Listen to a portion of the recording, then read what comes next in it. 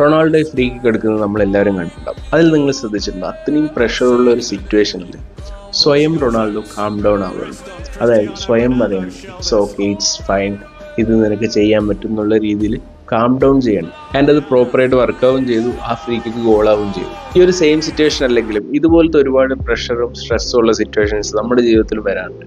ആ സമയത്ത് നമ്മൾ ഒരുപാട് പിന്നെയും സ്ട്രെസ് കൊടുത്ത് നമ്മൾ ഓവർ സ്ട്രെസ്സിലേക്ക് പോവുകയാണ് ചെയ്യുക.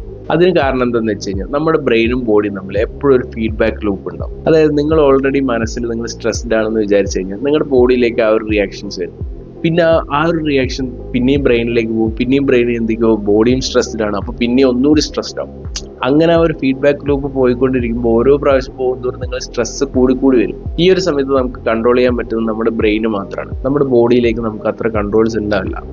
സോ ആ ഒരു ഫീഡ്ബാക്ക് ലൂപ്പിന് നിങ്ങൾ എപ്പോൾ ബ്രേക്ക് ചെയ്യുന്നു, ആ ഒരു സമയത്ത് നിങ്ങൾക്ക് ആ സ്ട്രെസ്സിൽ നിന്ന് പുറത്തു വരാൻ പറ്റും. എപ്പോഴൊക്കെ സ്ട്രെസ്സോ പ്രഷറോ വരുന്ന സമയത്ത് സ്വയം കാം ഡൗൺ ആണെന്ന് മനസ്സിൽ വിചാരിക്കുക, ആ ഒരു രീതിയിൽ ആക്ട് ചെയ്യാൻ തുടങ്ങുക. സോ ആ ഒരു രീതിയിൽ ചെയ്യുമ്പോൾ ഓരോ പ്രാവശ്യം ഫീഡ്ബാക്ക് ലൂപ്പ് വന്നുകൊണ്ടിരിക്കുമ്പോൾ അതിൻ്റെ സ്ട്രെങ്ത് കുറഞ്ഞു വന്ന് നിങ്ങൾ കാം ഡൗൺ ആവും. ഈ ഒരു ടെക്നിക്ക് സക്സസ്ഫുൾ ആയിട്ട് ഒരുപാട് പേര് പ്രഷർ സിറ്റുവേഷൻസിൽ യൂസ് ചെയ്യുന്നതാണ്.